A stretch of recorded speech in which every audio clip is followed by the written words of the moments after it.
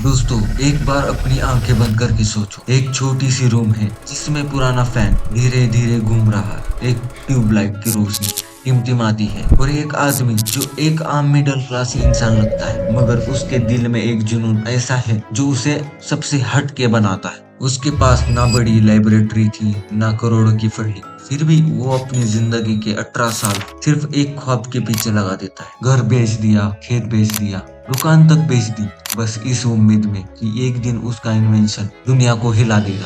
दोस्तों, ये कहानी इलाहाबाद के शैलेंद्र कुमार सिंह गौर की है।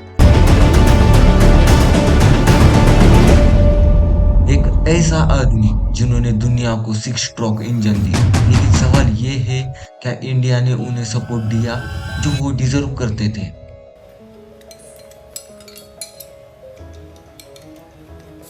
आज का इस पार्ट में हम जानेंगे उनका इन्वेंशन, उनका स्ट्रगल और उनका ये इंजन इंडिया के लिए एक गेम चेंजर हो सकता था। चलो शुरुआत करते हैं। शैलेंद्र जी एक आम इंसान थे। इलाहाबाद यूनिवर्सिटी से बीएससी किया था, लेकिन उनका सपना आम नहीं था। उन्होंने डिसाइड किया कि उनका रेंटेड घर ही उनका लाइब्रेरी बनेगा। सोचो, एक मिडिल क्लास आदमी जिसके पास ना तो बड़ा वर्कशॉप है, ना तो हाई टेक टूल्स है, सिर्फ एक थोड़ी सी जगह, कुछ पुराने मैकेनिक्स और खुद के हाथ। ऐसा एनवायरनमेंट में इन्वेंशन करना ऑलमोस्ट इम्पॉसिबल सा लगता है, लेकिन उन्होंने कर दिखाया। पड़ोसी उनको देखकर हंस देते थे, अरे ये अपनी जिंदगी बर्बाद कर रहा है, इतने सालों में एक मशीन बना रहा है जो कभी चलने वाली नहीं। लेकिन शैलेंद्र जी के लिए उनकी मशीन ही उनका सपना था। 18 साल तक उन्होंने हर दिन अपना खून पसीना उस मशीन पर कर दिया। दिन में इंजीनियरिंग ड्राइंग्स बनाते थे, रात को प्रैक्टिकल टेस्टिंग करते थे, और कभी कभी पार्ट्स खराब भी हो जाते थे, कभी पैसे खत्म हो जाते थे,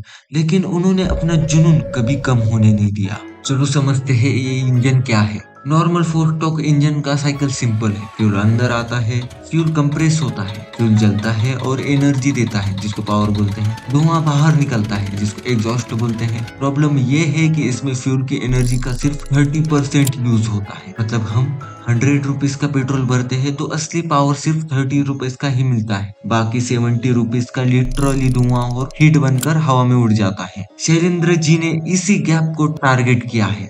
उन्होंने 2 एक्स्ट्रा स्ट्रोक को ऐड किया है। चलो पहले स्ट्रोक्स के बारे में समझते हैं। पहला स्ट्रोक जो कि वाटर इंजेक्शन। जब सिलेंडर गर्म हो जाता है तो थोड़ा सा पानी इंजेक्ट किया जाता है। वो पानी इंस्टेंटली स्टीम में कन्वर्ट होता है और स्टीम पिस्टन को एक्स्ट्रा पुश देती है, मतलब बिना एक्स्ट्रा फ्यूल, एक्स्ट्रा पावर के। दूसरे एक्स्ट्रा स्ट्रोक के बारे में बात करते हैं, जो कि एफिशिएंट एग्जॉस्ट है।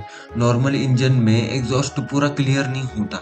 इस एक्स्ट्रा स्ट्रोक की वजह से एग्जॉस्ट गैसेस बेटर क्लियर होती है, मतलब कम हीट लॉस और ज्यादा एफिशिएंसी से काम करती है। और इसका रिजल्ट क्या आता है पता है? फ्यूल की एनर्जी यूज 30% से बढ़कर 70% तक हो जाती है। और एक और चीज, उन्होंने इंजन का थ्रस्ट एंगल 25 डिग्री से बढ़ाकर 60 डिग्री कर दिया, जिसका मतलब है पिस्टन को ज्यादा पावरफुल धक्का मिलता है। सिंपल शब्दों में कहूँ तो उन्होंने पेट्रोल का हर एक ड्रॉप पूरा पूरा इस्तेमाल करना सीख लिया। 2017 में शैलेंद्र जी ने अपना प्रोटोटाइप एक 100 सीसी टीवीएस बाइक पर फिट करके टेस्ट किया। रिजल्ट देखकर सब हैरान रह गए।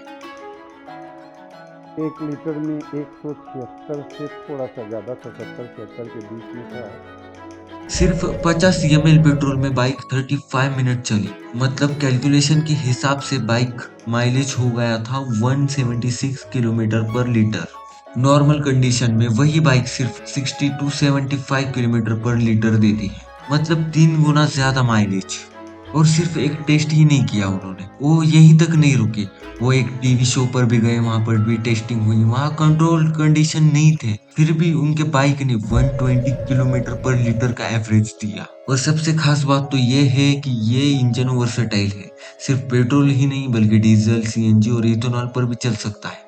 मतलब एक ही इंजन से बाइक्स, कार, बसेस, ट्रक्स और शिप्स तक को चलाया जा सकता है। और आप सोचो, अगर ऐसा इंजन मास प्रोडक्शन में आ जाए तो फ्यूल के खर्चे और पोल्यूशन दोनों कितना कम हो जाएगा। लेकिन ये जर्नी इतनी आसान भी नहीं थी। 2007 में उन्होंने शुरुआत की। कभी एनआईटी के प्रोफेसर अनुज जैन के साथ 6 महीने काम किया, कभी आईआईटी बीएचयू के लैब में उसका यूज किया, रिसर्च के लिए उन्होंने अपना घर, अपना खेत, अपनी दुकान तक बेच दी। मतलब लिटरली सब कुछ सेक्रीफाइस कर दिया। फैमिली और दोस्तों ने मना किया, लेकिन उन्होंने कहा अगर मैं अपना सपना छोड़ दूंगा तो जिंदगी भर पछताना पड़ेगा।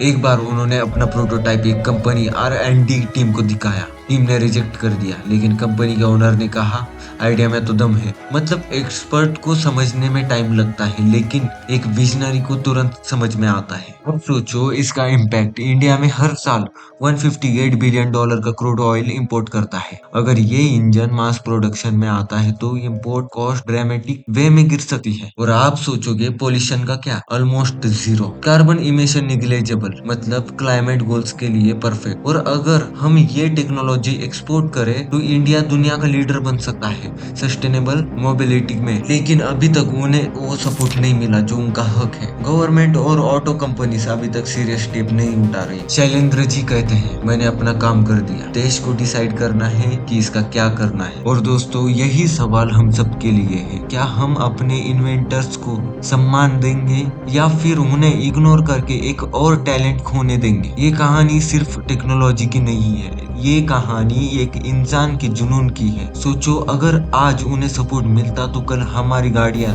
200 किलोमीटर पर लीटर चल रही होती। 4 स्ट्रोक और 6 स्ट्रोक के बेसिस आप सुन चुके हैं। अब देखते हैं कि वो फाइन टर्निंग जो डिफरेंस क्रिएट करती। नॉर्मल पिस्टन जब पुश करता है तब टॉर्क का इफेक्टिव एंगल लिमिटेड होता है। शैलेंद्र जी ने जियोमेट्रिक और टाइमिंग को इस तरीके से सेट किया था कि थ्रस्ट विंडो ज्यादा देर तक एक्टिव रहे, मतलब पिस्टन का हर टॉर्क और प्रोडक्टिव रहे। इसमें सबसे क्रिटिकल है हीट रिकवरी एक्सपांशन। सिलेंडर का अल्ट्रा हॉट पेस जो वेस्ट होने के बजाय एक माइक्रो विंडो को मिलता है जहां कंट्रोल्ड इंजेक्शन से फ्री एक्सपांशन हो जाता है। इसका रिजल्ट क्या आता है पता है? इंजन को लगता है कि जैसे एक इनविजिबल हेल्पर उसके साथ मिलकर काम कर रहा हो। और यही इनविजिबल हेल्पर रियल वर्ल्ड में माइलेज और एफिशिएंसी का बेस बनता है। एक प्रोटोटाइप तभी जिंदा रहता है जब उसे बार बार टेस्ट किया जाए। शैलेंद्र जी ने अपने सेटअप में माइक्रो लेवल से शुरू किया। पहले शॉर्ट रन्स, एडवांस, उसके लैब्स होते हैं। हर बार एक नया चैलेंज सामने आता था उनके। कभी इंजेक्टर क्लॉग हो जाता था, कभी थर्मल शॉक से गैसकेट के लीक हो जाते थे। फिर भी हर फेलियर के बाद वो और एक जुगाड़ ले आते थे। कभी स्क्रैप मार्केट से ढूंढते थे, कभी पुराने मैकेनिक्स को रीबिल्ड करते थे। फाइनली एक स्टेज आई जहां कॉमन कम्यूटर बाइक पर ये इंजन लगाकर रोड पर चलाया गया। वही मोमेंट था जहां एक खुद से बना हुआ एक्सपेरिमेंट एक प्रूफ ऑफ कॉन्सेप्ट बन गया। उनके सेक्रीफाइसेस की कहानी आप पहले ही सुन चुके हो। यहाँ सिर्फ इतना समझ लो, हर बार जब प्रोटोटाइप फेल होता था तो उनके पास सिर्फ 2 ऑप्शन बचते थे, या तो सपना छोड़ दो या फिर अपना एक और एसेट बेच दो। और उन्होंने हमेशा दूसरा ऑप्शन चुना। इसी वजह से आज हम इस इन्वेंशन का डीप डाइव कर पा रहे हैं। इंजन का सबसे जिद्दी हिस्सा है इसका मीडियम सिस्टम। इंजेक्शन को माइक्रोलीटर तक एक्यूरेट होना पड़ता है। वाटर क्वालिटी गलत हुई तो स्केलिंग पे रस्ट तुरंत शुरू हो जाता है।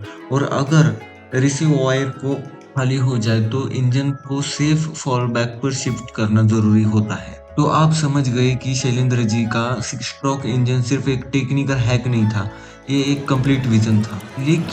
लेकिन अभी तक ये कहानी है एक स्ट्रगल और पोटेंशियल की। अगला हिस्सा हमें लेकर जाएगा उन सिस्टमेटिक इशू के ऊपर, फंडिंग, माइंडसेट और वो ब्रेन ड्रेन जो इंडिया को हर साल अपना बेस्ट टैलेंट खोने पे मजबूर करता है। इंडिया एक ऐसा देश है जहाँ टैलेंट की कभी कमी नहीं रही। हर गली, हर मोहल्ला, हर इंजीनियरिंग कॉलेज नए आइडियाज निकालता है। लेकिन सवाल ये है कि अगर टैलेंट इतना ज्यादा है तो हम अपने इन्वेंटर्स को सपोर्ट क्यों नहीं कर पाते? ये स्ट्रगल सिर्फ प्रयागराज की शैलेंद्र कुमार सिंह गौर तक सीमित नहीं है। ये कहानी उन हजार इन्वेंटर्स की है जो अपना सब कुछ दांव पर लगा देते हैं, लेकिन सिस्टम उन्हें या तो इग्नोर कर देता है या फिर मजबूर कर देता है कि वो अपने सपने को छोड़ दे। ऐसे बहुत सारे इन्वेंटर्स थे जिनको अपना सपना पूरा करने का मौका ही नहीं मिला। 1996 में जब दुनिया इंटरनेट को समझ ही रही थी, एक इंडियन ने फ्री ईमेल का कॉन्सेप्ट दिया, हॉटमेल। सिर्फ 2 साल में माइक्रोसॉफ्ट ने इसे $400 मिलियन में अक्वायर कर लिया। लेकिन सोचो क्या ये इंडिया में पॉसिबल था? शायद नहीं, क्योंकि इंडिया में उस वक्त वेंचर कैपिटल इकोसिस्टम और इंफ्रास्ट्रक्चर था ही नहीं। इसका रिजल्ट सबीर को अपना सपना अमेरिका में जाके पूरा करना पड़ा। चलो और एक एग्जांपल से समझाता हूँ। जेनेटिक कोड के डिकोडिंग पर रिसर्च करके नोबेल प्राइज जीतने वाले हरगोविंद खुराना एक इंडियन थे, लेकिन उनकी रिसर्च का बड़ा हिस्सा अमेरिका में हुआ क्योंकि इंडिया के लैब्स और जो उनके पास जितना उनको मिलना चाहिए था उनको फंडिंग भी नहीं मिली। चलो आपको समझाता हूँ इंडिया का सिस्टम, जहाँ कुछ प्रॉब्लम है। पहले तो फंडिंग। इंडिया अपनी जीडीपी का सिर्फ 0.7% में इन्वेस्ट करते हैं। कंपेयर करो यूएसए और चाइना से, वो 2 और 3% इन्वेस्ट करते हैं। उनके लिए रिसर्च प्रायोरिटी है और हमारे लिए एक ऑप्शनल। स्टार्टअप इंडिया में और अटल इन्वेंशन मिशन जैसे स्कीम्स हैं, लेकिन पेपर वर्क और प्रोसेस इतना लंबा है कि ग्रास रूट्स इन्वेंटर्स को डिस्करेज हो जाते हैं। शैलेंद्र जी जैसे लोगों के पास ना लीगल टीम है ना लॉबी पावर। हमारी एजुकेशन सिस्टम रोते लर्निंग पर बेस्ड है, क्रिएटिविटी और इनकरेज ही नहीं किया जाता। और जब इन्वेंशन होता भी है तो हम सिर्फ ट्रेंडी टॉपिक्स को चूज करते हैं, जैसे ईवीआस, लेकिन मेन सॉल्यूशन को इग्नोर कर देते हैं।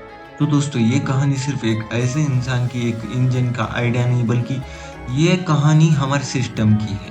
हर साल हम अपने बेस्ट टैलेंट को खो देते हैं। हर साल एक नया इन्वेंटर या बोर्ड चला जाता है तो अपने सपने अधूरे छोड़ देते हैं। सबसे मस्त तो चीज ये है कि ये जो आइडिया है इंडिया में जो इग्नोर होते हैं, वही आइडिया बाहर जाकर दुनिया बदल देते हैं। सवाल तो ये है कि क्या हम अपने अगले शैलेंद्र को बचा पाएंगे या फिर उन्हें भी एक लॉस्ट अपॉर्चुनिटी के नाम पे हिस्ट्री बुक में लिखा जाए। इंडिया के पास ब्रेन है, लेकिन जब तक सिस्टम बदलेगा नहीं तब तक ये कहानी बार बार रिपीट होती रहेगी और फिर हम सिर्फ एक बात कहेंगे, टैलेंट था लेकिन सिस्टम ने उसे मार दिया। तो दोस्तों शैलेंद्र जी को क्या अपना हक मिलना चाहिए या इंडिया को अपना थोड़ा सा सिस्टम चेंज करना चाहिए? कमेंट में बताओ। चलो मैं मिलता हूँ आपको नेक्स्ट वीडियो में। थोड़ा सपोर्ट करो, इस वीडियो पे थोड़ा ज्यादा मेहनत लगने वाली है।